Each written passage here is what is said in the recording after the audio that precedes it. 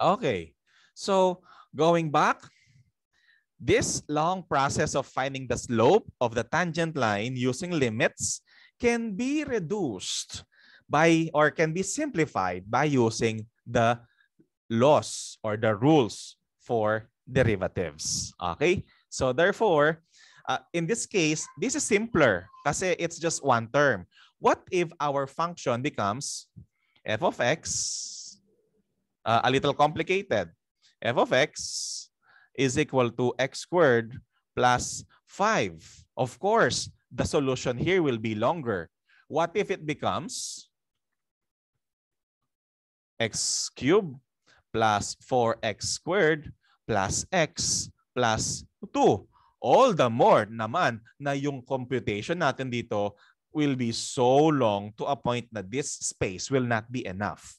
If we are using or if we are finding the slope of the tangent line using the concept of limits. So now let's simplify things up by doing or by learning the rules for differentiation. Actually, finding the derivative is what we also call differentiation. Okay? So let's all start now. Let's continue with our rules for differentiation. Let me now skip this kasi look at this. Oh. Ito simple lang. This is just a one-term function. If it becomes two terms, the computation becomes longer.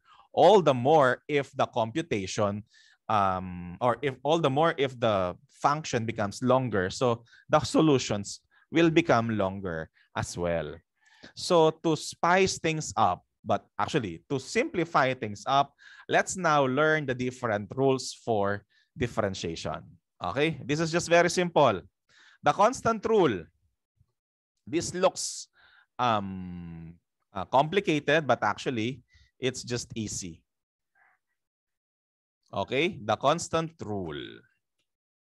So when you say constant rule, we are dealing with constants. So for the constant rule, always remember the derivative of a given number is always equal to 0. Okay, how is this? For example, we have f of x is equal to 5. When we get the derivative, remember, we put apostrophe before x to show its derivative. Okay? So this will become the derivative of f of x is equal to 5 will just be equal to 0. That's it. It's finished. What else? What if I change f of x to y? Y is equal to, let's make it a little difficult, a little complicated. Negative 14. Oy, it's a negative number. When we get the derivative, y prime, remember, this symbol is used for the derivative of the given function. Okay? So therefore, this will be equal to, by using constant rule, what's the derivative of negative 14? Type the answer in the chat box, please. What's the derivative of negative 14? It's 0. That's it. Finish. Oh, let's make it a little difficult. G is equal to negative 1 over 4 raised to 7. What is the derivative of this given constant? Type the answer in the chat box, please. What's the derivative of this given constant? The answer is 0. That's it. No matter how difficult your given is, as long as it's just a number, it's just a constant, that will still be equal to 0.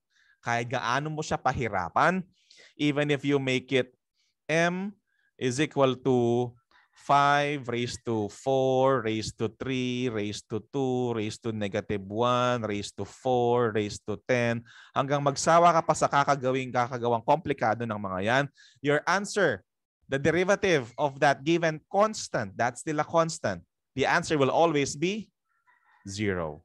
That's it. Show me a reaction if that's clear. Very good. Okay, that's the constant rule. Next, level up ng konti. Let's move on with our power rule. And don't worry, these are all just easy. The power rule is like this. This is actually what I explained to you a while ago. When you say power rule, you multiply your exponent by your coefficient and then subtract the exponent by 1. And this is our symbol. Our symbol may look complicated, but actually that's just it. Okay? How is that? So we have here f of x is equal to 5x raised to 4. This is the power rule. When we say power, this is the exponent. So all we have to do to get its derivative, f prime x will be equal to multiply your exponent by your whole number or by your coefficient. So 5 times 4, that becomes 20. Can you follow? And then you copy your variable, which is x, and then subtract your exponent with 1. Remove 1 from your exponent. So 4 minus 1 will become 3. So this is the derivative of your given term. Got it? Oh, what about this? This time I want you to try it. Get the derivative of y is equal to negative 4x raised to 3. Type the answer in the chat box. Make sure there's y prime. Y prime is equal to what? I will not accept if your answer is just the result of the derivative. I want you to also write y prime. That's it. Type y prime as well, because this will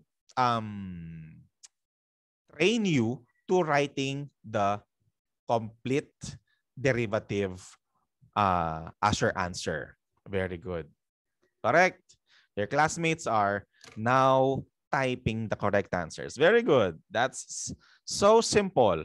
Multiply, that becomes negative 12.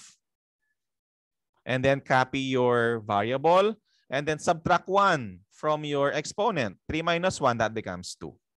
That's it. Got it? That's good. Very good. One more. Ready? We have G is equal to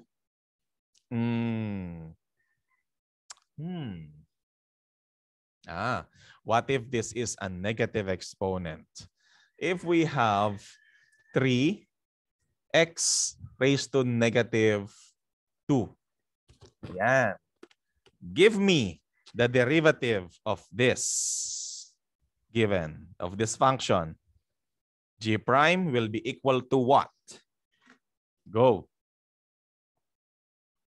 Type the answer in the chat box once you're done.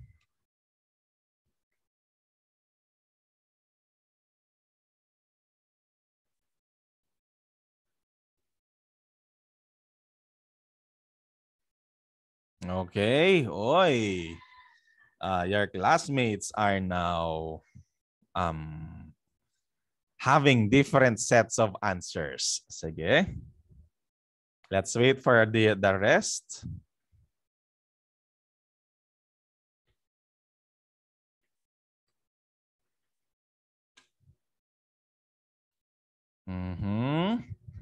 Remember ha, dapat magma-minus 1 ka. You should subtract 1.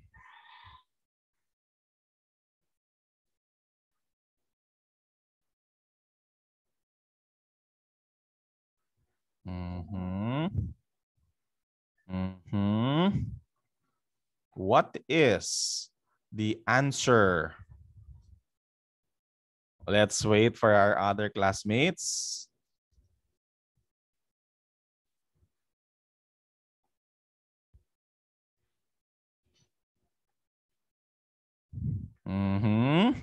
Ayan. It seems like your classmates are now challenged to do. How is that removing of 1 from your exponent? Okay, so how is this? So actually, this is just the same, just that remember -1 at negative yung exponent nyo, of course, something will happen. Okay, but actually the process is just the same. So again, multiply your exponent by your coefficient. So 3 times -2, that becomes -6.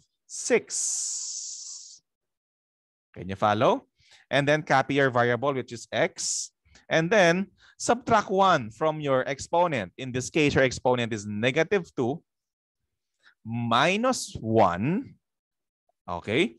Of course, this will now become g prime will be equal to -6 x raised to -3. Okay. Patingin, show a raise of hands if you got the same answer as that. Let me see. Raise of hand if you got that answer. Very good. Actually, that's the answer. However, that's not yet the simplified form. Remember, there should never be a negative exponent in your final answer. So therefore, we need to apply some laws of exponents. Ayan. Si x, your x has a -3 exponent. But 6 here has a +1 exponent. So therefore, it will remain in its place. So we have here g prime will be equal to, g prime will be equal to -6 will remain in its place in the numerator. And then to express a positive exponent for your variable, it has to change its position. If it's in the numerator, it will go down to the denominator, or if it's in the denominator, it will go up to the numerator. It means we need to change it to its reciprocal to make it a positive exponent. So therefore, this is in the numerator. Tama? It will go to the denominator. By getting its reciprocal, the sign of the exponent will change. So kapag nagpunta sa denominator yan, it will become -6 over x raised to 3. And this is really the final answer because your exponent is now a +1. Can you follow? Very good. Let me see. Raise of hands if you got the correct answer. Okay, very good. Good. Okay. Okay. At least there are lots of you who got the correct answer. And if you actually, this is actually correct. Tama naman to. So kung ito 2 points, if this is equivalent to 2 points, and you ended up with this process, don't worry. You will not be leaving this given empty-handed. You will still get 1 point for the consideration kasi hindi siya fully simplified. Okay? That's it. Is the power rule clear to you now? Let me see. Raise of hands, please. Any reaction, please? Very good. So that's the power rule. Okay?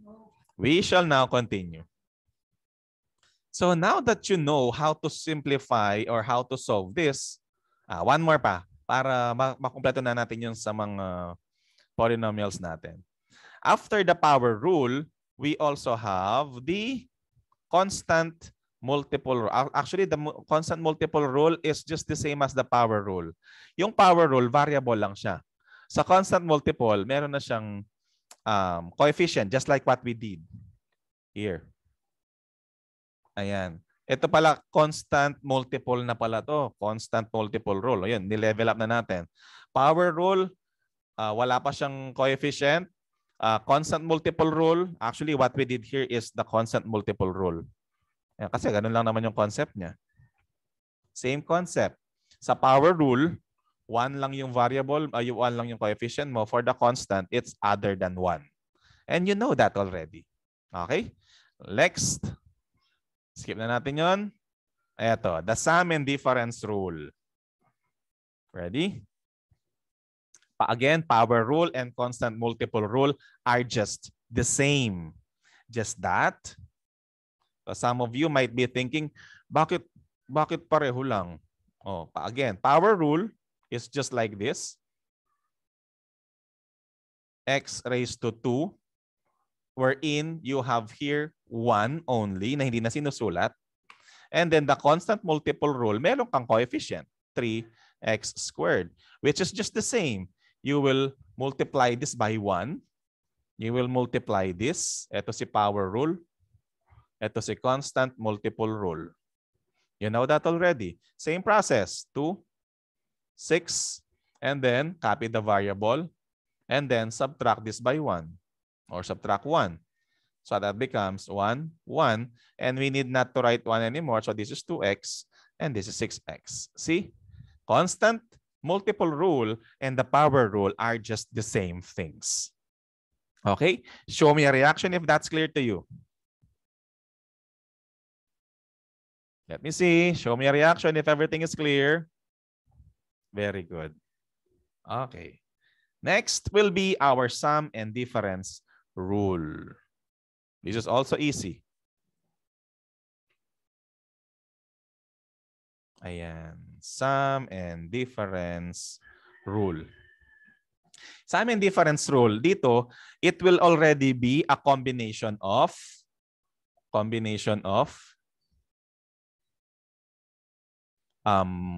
constant rule. Tama ba yung constant rule? That's the first one. Let me see if that's the constant rule. The first rule is, let me see if it's a constant rule. Yeah, the constant rule, the power rule, and the constant multiple rule. O, combination na siya. Constant rule, power rule, and the constant multiple rule.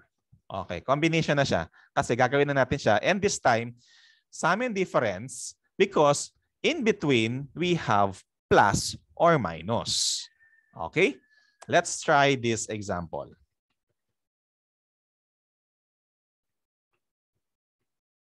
Okay, so we have here, f of x will be equal to, let's have a constant multiple rule. We have 3x squared.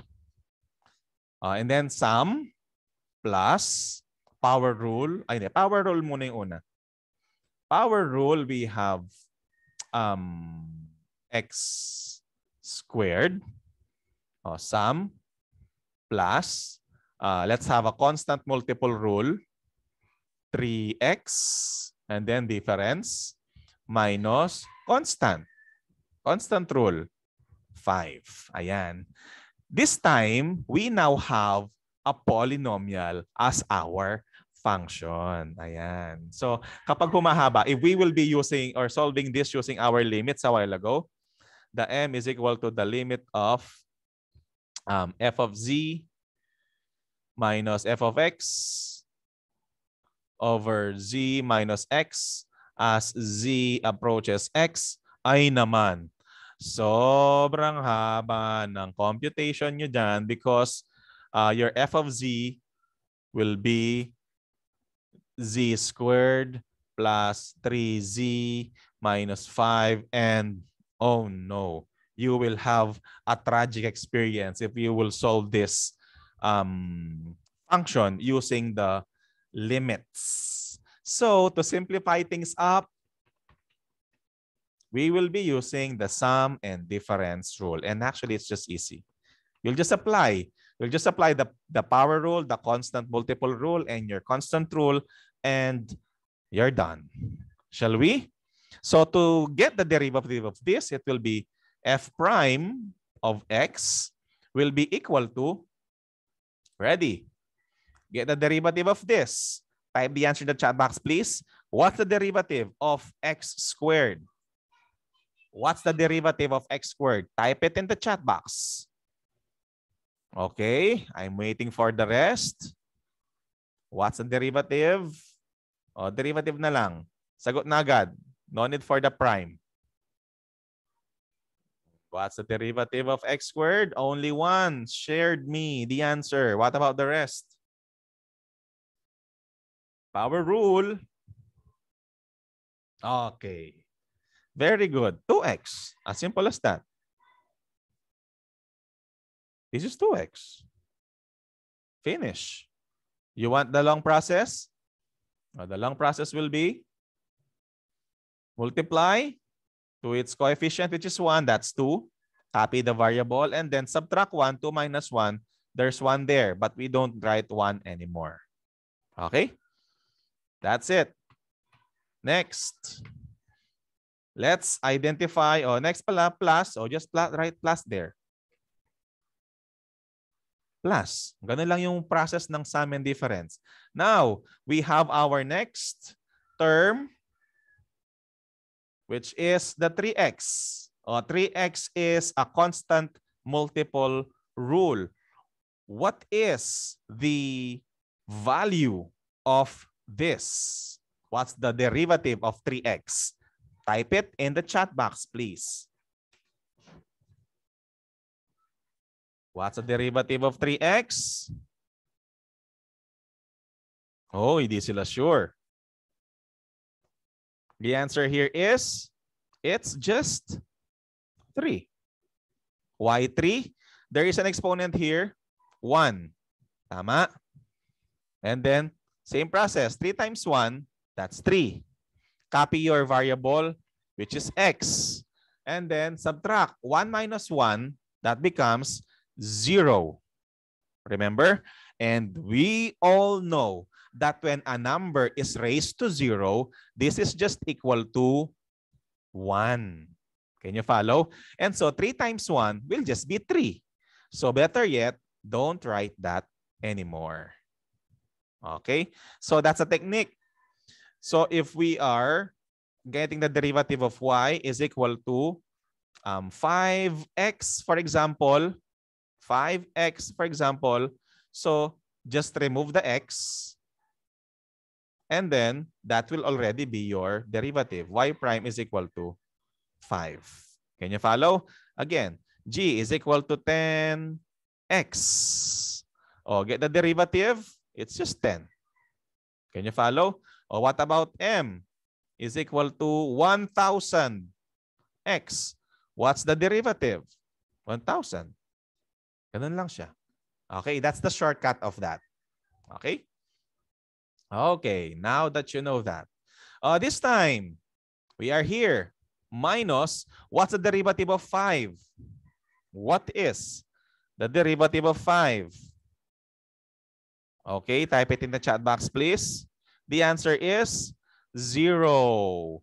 Do you still write 0 if it's just a 0? Do you still write 0? Not anymore. Sayang lang yung tinta. So therefore, remove that already. So your final answer will be 2x plus 3. That's your derivative. Can you follow? That's it. Okay. Show me a reaction if that's clear to you. Okay. Kumbaga nag-i-step by step pa tayo kasi that's the process. But now, I guess you can already do this. I'll give you one more example and then after that, I will ask you to show or to make your own derivative na. Ready?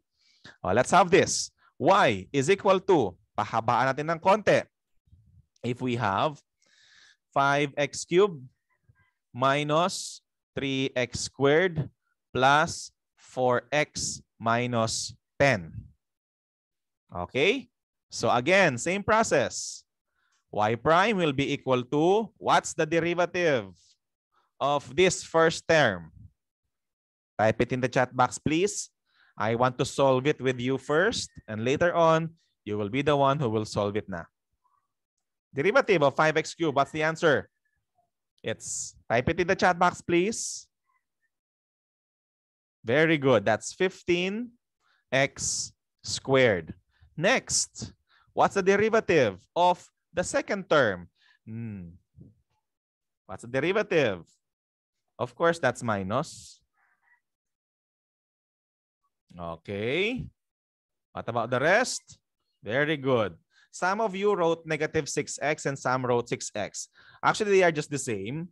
If since this is minus, automatically it follows na magiging minus siya. And then, so that becomes minus 6x. Correct. Next, what about the next one? What's the derivative of 4x? Of course, it's plus. Magiging plus siya doon. What's the derivative? The answer is plus 4. Very good. And the last, what's the derivative of 10? It's 0. Will we still write 0? Not anymore. Very good. So therefore, this is the derivative of your function. Show me a reaction if everything is clear. Okay. Show me a reaction, please. Thank you. This time, I want you to get the derivative of this given. Ready? Okay, let's make it a little more exciting.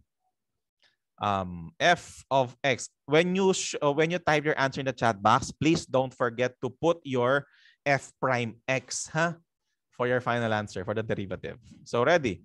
Find the derivative of 4x raised to 4 plus 3x cubed plus 2x squared plus x. Go. Type the answer in the chat box. Get the derivative of this function, 4x raised to 4 plus 3x cubed plus 2x squared plus x.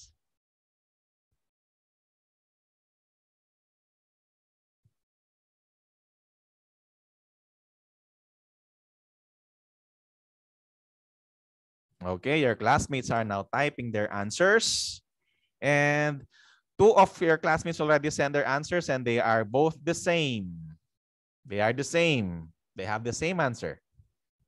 That I'm not yet saying that that's correct, huh?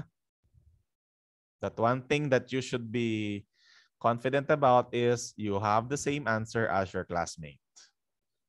They just don't know if they are both correct or they are both wrong. Okay, let me check. Okay, 4 of your classmates got the same, 5, 6 got the same answer. And there's one here who's a little different. Almost exactly the same, but there is a missing term. Okay. Oy, 2 of your classmates have 3 terms only, but the rest have the same 4 terms. Okay, this is exciting. Thank you. Okay, I guess we can now find the derivative of this. And I'm so happy to see your answers. Ready? So let's now do this. F prime x. Let me see if there are f primes. Okay. F prime x is equal to let's do this. 4 times 4, that's 16. Subtract 1, 3. Correct. Plus 3 times 3, 9. X, subtract 1 in the exponent, that's squared. Correct. Plus 2 times 2, that's 4. X, subtract 1, that becomes 1. And now, this is where your classmates got a different answer. Some of your classmates ended already here, but some of your classmates continued the process. What is the derivative of this remaining term, really? Okay, so let's just do the normal process. There's an exponent here, and there is a coefficient here, which is 1. Tama? Let's do the power rule. 1 times 1, that becomes plus 1. And then copy x. And then we still have 1. Subtract 1, that's minus 1, and that becomes 0. And x raised to 0 is just 1. And 1 times 1 is just 1. Okay, so therefore there should be this 1 here as your coefficient. Some of our classmates missed that. Okay, that's it. But I'm glad you were able to get this derivative. Very good. Show me a reaction if that process is clear. Very good. See how simple and how easy derivatives is? Very good. Okay. Next. Let me see. Do we still have others here? Sum and difference. Okay, product rule. So, you're now confident. Or do you want another example for the sum and difference, or let's move on already? O kindly type one more pa po or move on na. Type it in the chat box, please. One more pa po if you want one more example, or move on na po if you want to move on already with our next rule. Want to hear from the rest? Okay, let me see. Waiting for the rest. And I guess it's unanimous. Move on na po. Okay. Let's move on now with our product rule. Okay. If a while ago, the sum and difference was we added and subtracted, but following the same process. In here, the product rule, we're just multiplying. However, be careful because there is a process that we need to do here. Okay? Are you ready? Medyo hahaba lang ng konti ito. Dito na, I don't know if you saw some memes in the internet, yung merong computation ng sobrang haba sa calculus, sa derivatives. Tapos sinasabi nila, nami-miss ko na yung utak na kayang mag-solve nito. I don't know if you encounter that in your timeline, in your Facebook account. But this is where that starts. Okay? Let's do this now. Take note of this. By the way, we are using f prime of x, sometimes y prime, sometimes g prime, or any variable that we are using. And I hope you also notice this. There are some solutions who make use of dy over dx as the symbol for derivative. Okay? Whichever you want to use, the dy over dx or this the use of the prime, no problem. But most often, the prime symbol is used kasi that's simpler to write. Okay? And some prefer dy over dx so that it will look complicated when others will see it. But actually, they are just the same. Okay? Let's now do this. This happens when we are multiplying certain terms in a given function. Let's have this as an example. Okay, noted, Bettina. Let's have this. So if our function here is f of x is equal to 3x times x squared plus 2, this is where the product rule happens. Why? Because this term, 3x, is being multiplied by this term, which is x squared plus 2. Okay? And so, this actually looks complicated. This formula looks complicated, but actually, we can simplify it into this notation. Here, this is a lot simpler to understand. But actually, they are just the same thing. Here, the UDV plus the VDU. What do you mean by UDV and VDU? We assume or we assign our first term that's being multiplied as our U. Let this be our U. And then let our next term be our V. Okay? And then, what about this D, sir? What do we mean by that D? That D is actually getting the derivative of the certain term. For example, UDV, U will retain as is, and then DV, meaning you need to get the derivative of V. And then you need to plus. Remember, in multiplication, it should be plus. And then the V remain as is, and then the DU, you'll have to get the derivative of your U term. Okay? How is that? Let's try this here. So, to get our f prime here, f prime of x, this will be equal to, the first step is to get the u dv. u dv. Okay, get our u, just copy 3x. 3x, you'll just copy u, and then multiply it by the derivative of v. What is the derivative of v? What's the derivative of this? Type it in the chat box. What's the derivative of v? Type it in the chat box, please. Let me see. Very good. Okay, 2x. Okay, si Kendall, nag-advance na siya, nag-multiply na agad. Oh, that's also correct. No problem.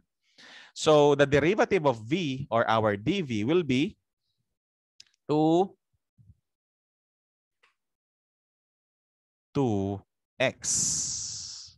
Okay, that's correct. Oh, that's for the first step. Next is plus. We need to get the addition. Plus, this time, let's do this process, the VDU. VDU, meaning we have to, oh, sorry. Ayun. Meaning we have to copy the V, which is x squared plus 2. X squared plus 2. And then get the derivative of U. What is the derivative of your U? Type it in the chat box. Okay. Type it in the chat box. What's the derivative of U? Your U is 3x. What's the derivative of 3x? It's just 3. So you have to multiply it by 3. Okay.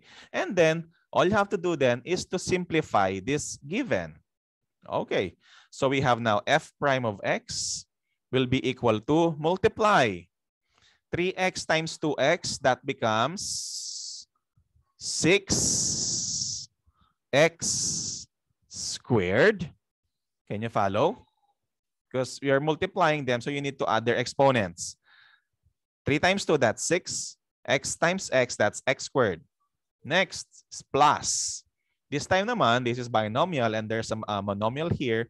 All we have to do is to distribute 3 to the binomial. So it will become 3 times x squared. That becomes 3x squared. And then 3 times 2, that's plus